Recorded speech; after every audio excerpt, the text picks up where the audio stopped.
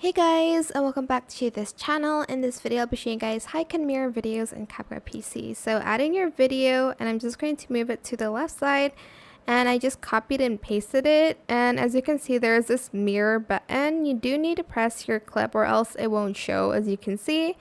So press it and mirror it, and you have this. You can also mirror it the other way around, like one video on the top and one video at the bottom. So here's just me rotating it. I did it the wrong way because my brain's not braining today, but you're supposed to rotate it and then mirror it.